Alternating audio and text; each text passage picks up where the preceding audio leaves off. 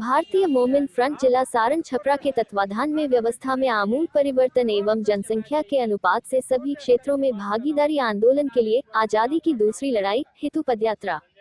Sonpur block भारतीय मोमिन front जिला सारण के तत्वाधान में व्यवस्था में आमूल चूल परिवर्तन एवं जनसंख्या के अनुपात से सभी क्षेत्रों में भागीदारी आंदोलन के लिए चलाए जा रहे हैं आजादी के दूसरी लड़ाई हेतु दिनांक 3 मई 2025 दिन शनिवार समय 12 बजे दिन सोनपुर रेलवे स्टेशन से मोहम्मद अली अब्बास उपाध्यक्ष सारण छपरा के नेतृत्व में पद यात्रा करते हुए सोनपुर ब्लॉक कार्यालय पहुंचकर सभा का आयोजन किया गया, जिसमें मुख्य रूप से सभी को इज्जत, रोटी, कपड़ा, मकान, शिक्षा, चिकित्सा और न्याय के लिए उचित सुविधा, बढ़ती महंगाई, बेरोजगारी, अन्याय, अत्याचार, भ्रष्टाचार, महिलाओं की सुरक्षा, नफरत और दहशत पर रोक, बंद पड़े सभी कल कारखानों के साथ मनोरा चीनी मिल को चालू करने, किसानों की खुशहाली के लिए खेती को उद्योग का दर्जा देने, मुसलमान की खुशहाली के लिए सच्चर कमेटी और रंगनाथ मिश्रा आयोग की रिपोर्ट को लागू करने, प्रीपेड बिजली मीटर बंद करके प्रत्येक उपभोक्ता को 300 यूनिट बिजली फ्री देने, हाई कोर्ट एवं सुप्रीम कोर्ट के जजों की बहाली को कॉलेजियम सिस्टम से हटाकर यूपीएससी के तहत अखिल भारतीय न्यायिक सेवा आयोग द्वारा बहाली करने,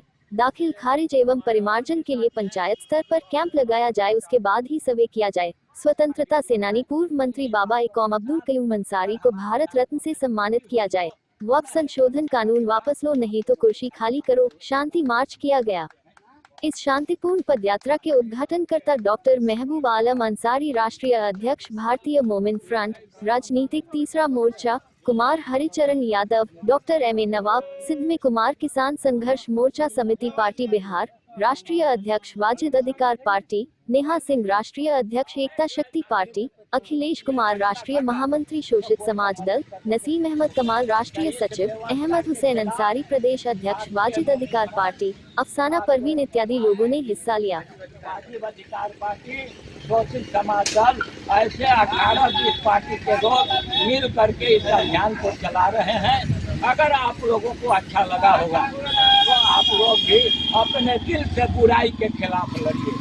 वही काम है इंसान का, एक तो अच्छाई को फैलाए, अच्छाई का दावत दे, लोगों को नेकी का बात बताए और अपने भी बचे और दूसरे को भी बचाए। हर इंसान का काम यही है कि हमारा समाज बनेगा तो हम बनेंगे, हम बनेंगे तो समाज बनेगा। तो इस तरह से जो देश के अंदर चल रहा है, आप लोकसभा का चुनाव है, विधानसभा का चुनाव है, मुखिया का चुनाव है, ये लोकतंत्र है।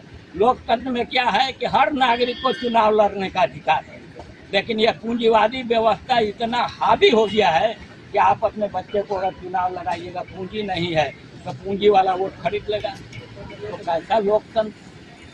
5 राज्य चल रहा है, एक मुखिया वाला है, एक वार्ड वाला है, एक जिला वाला है, एक आपके जिला परिषद वाला है, एक प्रधानमंत्री वाला है। अब 5 का सिस्टम क्या है? जो जीत जाता है हाँ तो वो अपना मकान और अपना गाड़ी बनाने में लग जाता है। एक मुखिया घटनाओं को चाहिए ताकि थानेदार को बैठा के हल कर देना, लेकिन वो कोर्ट में जाता है, कोर्ट में लड़ते लड़ते दोनों पार्टी तबाह हो जाता है, फिर भी उसको न्याय नहीं मिलता है। तो इस सिस्टम के खिलाफ आज हम लोगों ने पदयात्रा किया है। दूसरी बात यह है कि इस देश के अंदर महंगाई बढ़ रहा है। हम गरीब लोग जो हैं एक रोटी के लिए परेशान है, 500 मजदूरी के लिए लोग परेशान है, लेकिन एक तरफ अरबों खरबों लोग देश का रुपया गमन करके आलीशान बिल्डिंग बना रहा है। पटना में एक आदमी का 10-10, 20-20 अपार्टमेंट है। ये नाइंसाफी है, क्योंकि एक अमीर का मकान बनता है तो एक गरीब का झोपड़ी भी पड़ना चाहिए उसको रहने के लिए, ये नहीं मिल रहा है। ये फैसला कौन करे? महंगाई इस कदर बढ़ रहा है कि जो सर्विस वाले हैं उनका तो भत्ता बढ़ जाता है, लेकिन जो मजदूरी करने वाले हैं उनका कौन सा भत्ता? ये कौन इंसाफ करेगा? इसलिए हम लोग इस बात को रखने हैं। भ्रष्टाचार व्याप्त है सारे दफ्तरों में, दिल्ली से लेकर के पंचायत तक ले भ्रष्टाचार इतना है कि बिना रिश्वत किए शिक्षा नहीं पाएगा तो IAS, IPS, डॉक्टर, इंजीनियर नहीं बन पाएगा। इसलिए शिक्षा को बराबर होनी चाहिए, चाहे वो कलेक्टर का बेटा हो या एक भंगी का बेटा हो, दोनों का शिक्षा एक समान होगा। तब कंपटीशन समझ में आएगा कि गरीब का भी बेटा IAS बन सकता है तो अमीर का भी बन सकता है। इस नीति को हम लोग चाहते हैं कि सुधार हो। एक हॉस्पिटल है, सरकारी पैसा अरबों खरब खर्चा हो रहा है, हॉस्पिटल टाइल्स से बिछा दिया गया है, लेकिन डॉक्टर को नहीं मिलेगा। आप जाइए, पैरवी करना पड़ता है सरकारी हॉस्पिटल में। हम लोगों के पास आता है कि डॉक्टर साहब थोड़ा पैरवी कर दीजिए कि मेरा उसमें बेड मिल जाए, इलाज हो जाए। तो ऐसे हॉस्पिटल किस काम का? वही प्राइवेट हॉस्पिटल में आईसीयू में रख करके मर जाता है मरीज, उसको भी 3-3 दिन रख करके पैसा तसिल रहा है। ये जिम्मेवारी किसकी है? हम आप सब लोगों की है। अब आइए इंसाफ, यही सब एक काम नहीं होगा तो उसको सुधारने की बात करनी चाहिए।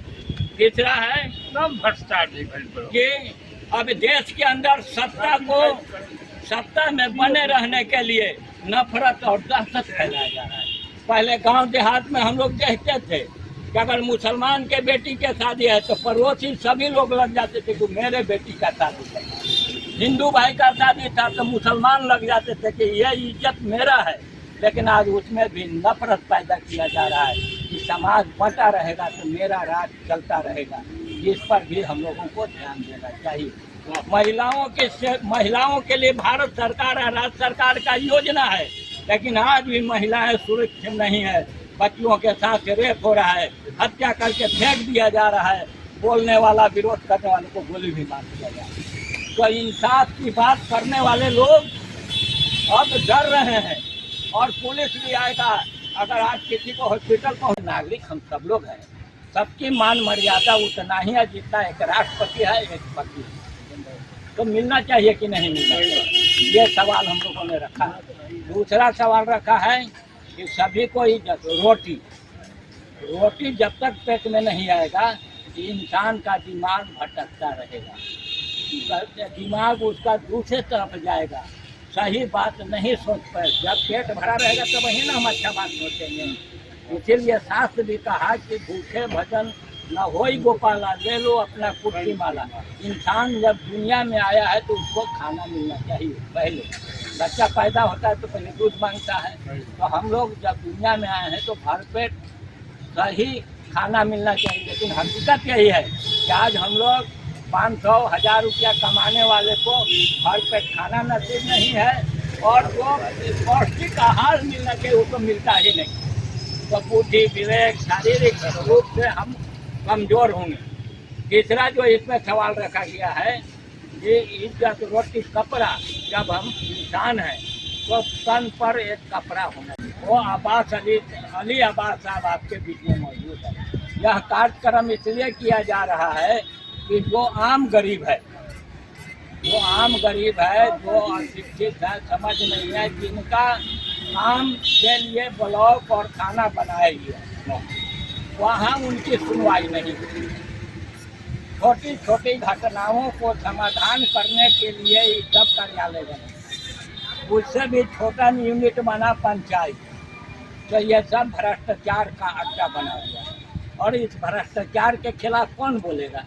आपको बोलना होगा, हमको बोलना होगा, सब लोगों को मिल करके बोलना होगा। अब जब आदमी बात बोलता है तो कभी कभी बात में जुबान इंसान का है लड़खड़ा जाता है तो उसको माफ़ भी करना चाहिए, लेकिन वो आदमी आपके हित के लिए काम कर रहा है।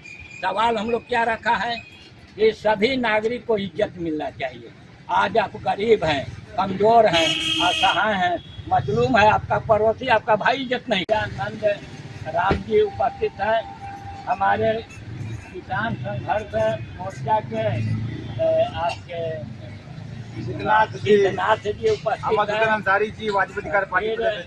वाजिब अधिकार पार्टी के प्रदेश अध्यक्ष अहमद हुसैन जी मौजूद हैं और फिर आपके शोषित समाज दल के अखिलेश जी जो राष्ट्रीय महामंत्री हैं वो आपके बीच में उपस्थित हैं और भारतीय मोमिन फ्रंट के नेता आपके जो राष्ट्रीय महासचिव है कुमार हरिचरण सिंह यादव जी हमारे बीच में अध्यक्षता कर रहे जनाब नसीम अहमद कमाल साहब जो राष्ट्रीय महासचिव हैं, हमारे हमारे बीच में शोषित समाज दल के राष्ट्रीय प्रधान महासचिव डॉक्टर M.A. नवाज साहब जो आपके बीच में मान लिया हम लोग अच्छा थोड़ी सी 2 मिनट बात सुन लीजिए। आज हम लोग यह जो कार्यक्रम पूरे बिहार में चला, पद यात्रा करके जनता का जो सवाल है उसको वीडियो और सीओ तक पहुँचा, इसकी सूचना डीएम एसपी सबको बता रहे हैं। क्यों पहुँचा रहे हैं सो बात जान लीजिए, वो बात जान लीजिए। इसलिए आज जो आप लोग जितने लोग हैं सबको पहले मैं धन्यवाद बधाई देता हूँ कि एक छोटा सा कार्यक्रम को आप लोग सुने और इस पर क्रिया और प्रतिक्रिया दोनों हुआ, दोनों को हम लोग कबूल करते हैं। जनता का हक है अपनी प्रतिक्रिया देने। और आज जो हम लोग रेलवे स्टेशन से चलकर यहाँ तक आए उसका मुख्य जो कारण था वो हम बता करके अपनी बात करते खत्म करेंगे। आज के इस सबका इज्जत बराबर है, रोटी कपड़ा मकान, कितना बड़ा देश है लेकिन आज भी भारत के लोग बिना मकान के छत के नीचे सो जाते हैं। शहरों के किनारे दिल्ली चले जाइए, नाला पर मकान बना के बांस गाड़ करके लोग जी रहा है। ये एक मानव का जीवन नहीं है, मानवीय अधिकार हमारा छीना जा रहा है। इसलिए हम लोगों का कहना है कि बाबा साहब भी कहे थे कि सबको जमीन देकर के मकान बनाया जाए, इंसानी बस्ती बनाया जाए, लेकिन आज हम लोगों को इंसानी बस्ती नहीं मिल पाता है। तो उसकी ज़रूरत है शिक्षा। आज स्कूल है, कॉलेज है, सब कुछ है, लेकिन जो शिक्षा का दोहरीकरण है, एक तरफ हमारा सरकारी स्कूल है, दूसरे तरफ प्राइवेट स्कूल है। सरकारी स्कूल फ्री में है और प्राइवेट स्कूल पैसा पर है। तो जहाँ अच्छा इंतजाम होगा वहीं ना आप बच्चे को भेजिएगा, क्योंकि कंपटीशन का जमाना है और कंपटीशन का भी पुराना पेंशन वापस लागू हो, इसका भी मांग हम इस कार्यक्रम के माध्यम से करते हैं। हम वाजिब अधिकार पार्टी के और हमारे घटक दल के माध्यम से यह भी मांग करते हैं जो वृद्धा पेंशन और विधवा पेंशन है उसको कम से कम 5,000 रुपया मंथली किया जाए, ताकि इस बढ़ती हुई बेरोजगारी में जो एक गरीब गुरबा को जीवन जीने में सहूलियत हो सके। फुटपाथ पर काम करने वाले जो रेरी ठेरी लगा करके जीवन यापन करने वाले लोग हैं, उसके लिए अस्थायी पूंजी और अस्थायी दुकान का भी व्यवस्था सरकार करे, ताकि उसको रोजगार की व्यवस्था मुहैया किया जा सके। इसलिए साथियों हम तानाशाही को ललकार दें, कातिलों को कह दे तुम कितना भी जुल्म करो, तुम कितना भी दमन करो, हम रुकेंगे नहीं, हम झुकेंगे नहीं, हम बाहर बलिदान के लिए तैयार हैं। जननायक कर्पूरी ठाकुर के विचारों पर चल करके हम नए बिहार का निर्माण करेंगे, हम जगदेव बाबू के सपने को साकार करेंगे, हम अब्दुल कयूम अंसारी परम पूज्य बाबू जगजीवन राम के सपने को साकार करेंगे, हम नए भारत का निर्माण करेंगे, नए समाज का निर्माण करेंगे। आप प्रशासन के साथियों से हम कहना चाहते हैं, हम प्रशासन से ये भी कहना चाहते हैं कि 2004 से जो कर्मचारियों का पेंशन रोका गया है, हम सरकार से मांग करते हैं जो कर्मचारियों का भी पेंशन लागू किया जाए। ये विधानसभा में एक दिन के लिए लोग जाते हैं, लोकसभा में एक दिन के लिए जाते हैं, जिंदगी भर लाख लाख रुपया पेंशन पाते हैं, लेकिन एक सरकारी कर्मचारी 60 साल नौकरी करने के बावजूद भी उदासी मन से अपना घर लौट रहा है। वर्तमान हालात ऐसी मांग करी हो गई है, शिक्षा पर लाठियां चार्ज हो रही है। विद्या राम जी जिंदाबाद जिंदाबाद जिंदाबाद। तख्त बदल दो, ताज बदल दो, बेईमानों के राज बदल दो, तख्त बदल दो, ताज बदल दो, बेईमानों के राज बदल दो। इनकलाब जिंदाबाद जिंदाबाद जिंदाबाद। ताली बजा दीजिए एक बार। अमर साहब इधर आइए, कटुआ पी रहे हैं।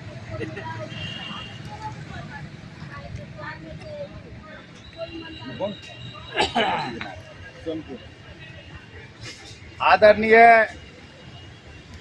आज के ऐतिहासिक और सम्मानित कार्यक्रम के सम्मानित अध्यक्ष महोदय, इस कार्यक्रम में तीसरा मोर्चा घटक दल के सम्मानित नेता और हम सबों के अभिभावक परम आदरणीय श्री महमूद आलम अंसारी साहब, शोषित समाज दल के राष्ट्रीय महामंत्री श्री अखिलेश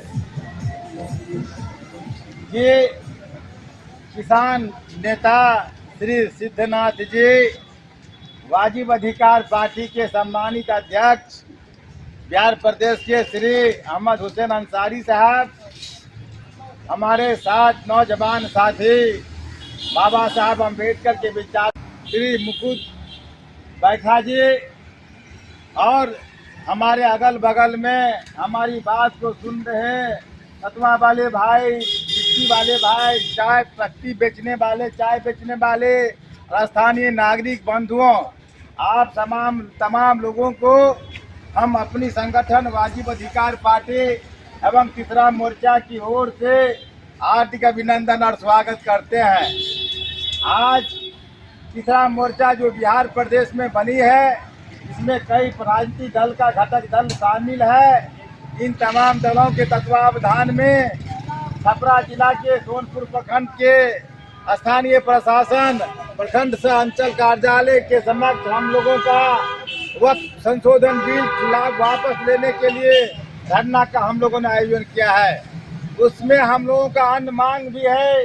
किसानों के साथ जो सरकार भेदभाव कर रही है, उसके साथ सिंचाई, दवाई और पढ़ाई की में जो कोताही हो रहा है, इन तमाम बातों को लेकर के हालात ऐसा है कि किसान जब तक जमीन नहीं बेचता, उसकी बेटी की शादी नहीं होती, किसान के बच्चे अच्छे स्कूल में पढ़ नहीं पा रहे हैं। एक तरफ NCERT की किताब है, दूसरे तरफ SCERT की किताब है, तीसरे तरफ BTC की किताब है। हम गरीब, दलित, शोषित, वंचित लोग बाल बच्चे को भरण पोषण ठीक से नहीं कर पाते, तो भला ये करोड़ों की रुपया फीस देने वाले स्कूल में अपने को कैसे पढ़ा पाएंगे। इन तमाम बातों को लेकर के आज सोनपुर प्रखंड पर हम लोग धरना दे रहे हैं। वर्तमान भारत की निकम्मी सरकार जो संसद के अंदर वक्फ बोर्ड बिल लाया है, उसका भी हम पुरजोर खिलाफ करते हैं और सरकार से मांग करते हैं कि वक्फ संशोधन बिल जो आपने लाया है, उसको पुनः वापस करने का काम कीजिए, वरना पूरे भारत में गांव गांव में, टोले सूबे में इसके खिलाफ जन जागृति अभियान चला करके परम पूज्य बाबा साहब अम्बेडकर के द्वारा दिया गया संवैधानिक तरीके से हम जनतांत्रिक अधिकारों की रक्षा के लिए आंदोलन और कार्यक्रम करेंगे। हम ये धरती है समाजवादियों की धरती है, ये छपरा जिला जयप्रकाश नारायण की धरती है, ये सहारनपुर मंडल डॉक्टर राजेंद्र प्रसाद की पावन धरती है, उन महापुरुषों की धरती है, ये धरती है मौलाना मजरुल हक साहब की धरती है, उसको हम नमन करते हैं। काम मिले इसका भी हमारा कार्यक्रम है। हमारा कार्यक्रम है समाज के जो बुनकर भाई हैं, समाज के जो अंसारी भाई हैं, समाज के जो वो रैन भाई है, जो सब्जी फरोश हैं, सब्जी उगाने वाले हैं, दूध उत्पादन करने वाले हैं, पान उत्पादन करने वाले लोग हैं, जो मसाला उत्पादन करने वाले लोग हैं, जो किसान समाज के लोग हैं, जो कारपेंटर समाज के लोग हैं, जो बढ़ई समाज के लोग हैं, लघु उद्योग का बढ़ावा मिले, कुटीर उद्योग का बढ़ावा मिले। बिहार सरकार कह रही थी हम बेरोजगारी रोकेंगे, तो भाई बेरोजगारी कैसे आप रोकिएगा? बिहार में कौन सा कारखाना लगा रहे हैं? ये सिंदरी फैक्ट्री बंद हो गया, बरौनी फर्टिलाइजर बंद हो गया, तमाम बिहार के अंदर चीनी मिल, उद्योग, पेपर मिल, तमाम मिल बंद हो गया। हम उद्योग के मामले में पीछे जा रहे हैं, व्यापार के मामले में पीछे जा रहे हैं। हमारा पर व्यक्ति की आमदनी घट रहा है, गरीबी रेखा से हम नीचे जा रहे हैं। इसलिए साथियों, आज वाजिब अधिकार पार्टी ने इस बात को लेकर के सड़क पर आया है। आने वाला समय में हम इस लड़ाई को और धारदार और शानदार बनाएंगे।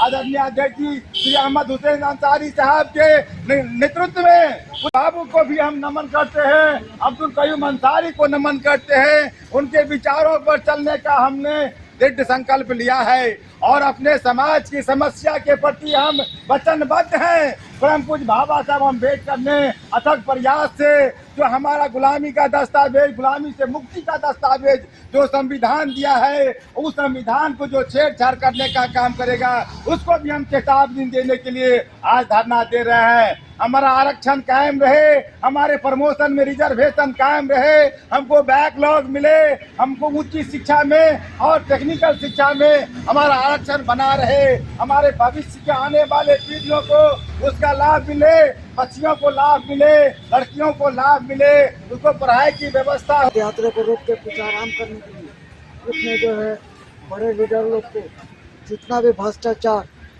उनको रिश्वतखोरी, भ्रष्टाचारी और अवैध गरीब मजलूमों से जो अभद्र व्यवहार करते हुए जो हम देखते हैं तो हमसे बर्दाश्त नहीं होती है। तो इस लेके जैसे अभी हमारे समर्थक में ये क्या नाम सर आपकी पार्टी का? वाजिब अधिकार पार्टी। वाजिब अधिकार पार्टी, शोषित समाज दल, किसान संघर्ष समिति, ऐसे ही करके तीसरा मोर्चा हम लोग के पार्टी बनाई हुई है। तो हम ये नहीं सोचते कि हम अकेला हैं, हम ये सोचते हैं कि 12 को पार्टी के 12 आदमी हमारे साथ हैं और ये प्रत्येक पार्टी के आदमी एक आदमी हमारे साथ है। लेकिन जितना भी बड़ा पदाधिकारी है उसका पॉइंट हम लोग जिला कर सकते हैं, उसका पॉइंट हम लोग जिला कर सकते हैं। तो हमारा उद्देश्य है कभी जो है हम लोग का लड़ाई है भारतीय फ्रंट के बैनर के लिए। तो इस पार्टी पे हम जो भी पद यात्रा कर रहे हैं, पद यात्रा में जितना हम कष्ट उठाते आए हैं, बाकी लोग हैं कि हम तो सिर्फ पद यात्रा को बुलाते हैं। बाकी 15 दिन ब्लॉक से लेके आपका थाना तक, जिला तक जितना हमको टारगेट किया जाता है, जितना हम बर्दाश्त करते हैं, फिर कहीं किसी गर्दी के लिए हम जाते हैं। अब कल का डेट में हम नौर में हम देखे हैं स्कूल पर एक को पीओ 3-3 हज़ार रुपया एक बच्चा से रिश्वत ले रहा है पीओ। अब बताइए कि देश हमारा कहाँ जाएगा? तो इसका जो भी भ्रष्टाचार है वो लोग नहीं है, हमारे आपके जैसे गरीब गुरुआ है जो कि पैसे के बल पर हम लोग गुंडा का माफिया को विधायक का नेता बनाते हैं। हमारा गरीब नेता नहीं बनता, हमारा गरीब नेता नहीं बनता है। तो हम लोग आप लोग से हाथ जोड़ के विनती करेंगे, जो भी तीसरा मोर्चा का पार्टी का जो प्रत्याशी लड़ रहा है, आप उसको खुलकर समर्थक दीजिए, आप वोट दीजिए।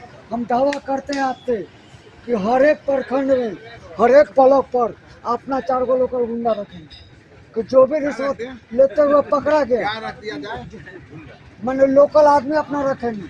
गुंडा कहते हैं अच्छा, अब कहा कि जब आप पार्टी में गुंडा की बात आपकी बात को माने तो आप अपनी बात को उधर से नहीं अपनी बात को